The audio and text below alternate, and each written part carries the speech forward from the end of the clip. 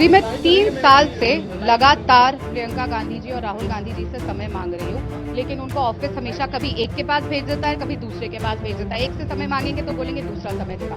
लगातार न्याय की बात कर रहे हैं पूरे देश को करने को, और उन्हीं के पार्टी ऑफिस बेरर के साथ वहां पे अन्याय हो रहा था, तब भी नहीं सुनवाई, क्योंकि राहुल जी बिजी थे। उनको अपने ट्रेलर में बैठ के पता नहीं क्या देखना था अपने सोशल मीडिया में। कार्यालय में बंद कर दिया गया। ये कोई बाहर की घटना नहीं है। जब कांग्रेस कार्यालय में, नेशनल कार्यालय में और स्टेट के कार्यालय में अगर ऐसी चीज हो रही है तो बहुत चिंतन का विषय है। जो लोग बात करते हैं महिला के न्याय की, जो लोग बात करते हैं मणिपुर की, कर्नाटक की, वो खुद अपने घर में लड़कियों को पीट रहे हैं और कमरे के अंदर बंद कर रहे हैं। और क्यों 3 आदमियों ने मुझे कमरे के अंदर बंद किया, ये भी बहुत चिंतन का विषय है।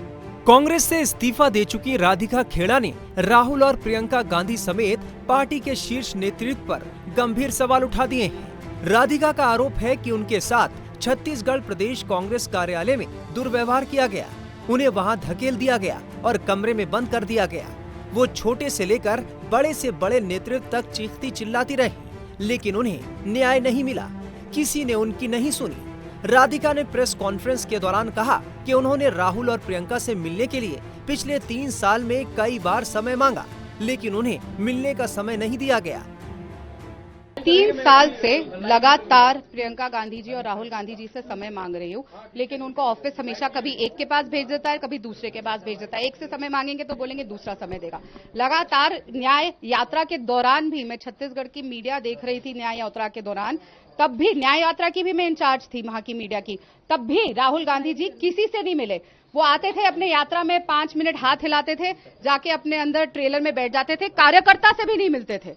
लगातार मैं वहां पे बोलती रही कि हमें 5 मिनट मुलाकात करा दीजिए, वो किसी से नहीं मिलते थे। उनको सिर्फ न्याय यात्रा कहने के लिए करनी थी, पता नहीं किसकी न्याय थी। वो ज्यादा तो मुझे लग रहा है कि उनको ट्रैवल ब्लॉगर बनने का शौक है, और वो ट्रैवल ब्लॉगिंग कर रहे थे वहां आके और किसी से बात नहीं कर रहे थे। तब भी मैंने ये मैटर उठाया था, मैंने तब भी उनके ओएसडी दोनों को, पीएस को ये बात बताई थी कि ऐसा हो रहा है आपकी यात्रा में। सोचिए, न्याय की बात कर रहे हैं पूरे देश को करने को, और उन्हीं के पार्टी ऑफिस बेरर के साथ वहां पे अन्याय हो रहा था, तब भी नहीं सुनवाई, क्योंकि राहुल जी बिजी थे। उनको अपने ट्रेलर में बैठ के पता नहीं क्या देखना था अपने सोशल मीडिया पे। प्रियंका गांधी कहती है लड़की हूँ, लड़ सकती हूँ, और आप कह रही हैं घटना के 2 दिन बाद वो छत्तीसगढ़ भी पहुंची थी, तो क्या आपने मिलने की कोशिश की थी? बिल्कुल बिल्कुल, मैंने लगातार उनके ऑफिस से संपर्क बनाने की कोशिश करी। जैसा मैंने कहा, वो किसी से नहीं मिलती। लड़की हूँ, लड़ रही हूँ, सामने एग्जाम्पल है, पर उन्होंने ये नहीं बताया था कि लड़की हूँ, लड़ सकती नहीं। लड़की हो तो पिटोगी। कांग्रेस का यही नारा है। लगातार अपने नेताओं को बदसलूकी करी जाती है। प्रियंका चतुर्वेदी के साथ हुई, जैसे मैंने कहा, अर्चना गौतम को तो खुद पीटा गया कांग्रेस कार्यालय में, मुझे कांग्रेस कार्यालय में बंद कर दिया गया।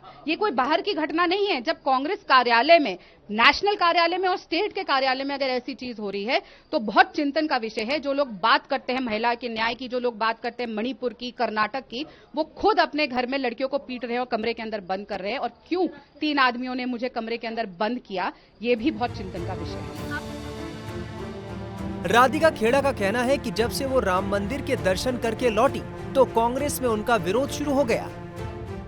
सारा सिलसिला तब से शुरू हुआ, क्योंकि मैं सामने आके मैं इस बात से खुश हुई कि हम राम मंदिर जाने का, ये पीढ़ियों से हम इंतजार कर रहे थे कि कब राम मंदिर मिलेगा, कब राम लल्ला के दर्शन करने जाएंगे। और वो पार्टी जिसकी शुरुआत हर सभा की रघुपति राघव राजा राम से होती थी, मैं कभी जीवन में नहीं सोच सकती थी कि वो राम जी की इतनी दुश्मन निकलेगी और उनको इतना कष्ट होगा कि कोई राम लल्ला की उपासना करेगा, तो और उसका ऐसी सजा मुझे मिलेगी, मैंने कभी नहीं सोचा था। आज भी मेरे रोंगटे खड़े होते हैं सोच के कि जब मुझे उस कमरे में बंद किया गया। और प्रियंका गांधी जी की चुप्पी आज तक मुझे तकलीफ दे रही है। राहुल गांधी जी की चुप्पी, मल्लिकार्जुन खड़गे जी की चुप्पी, जयराम रमेश जी का मुझ पे चिल्लाना, मेरे पास शब्द नहीं है।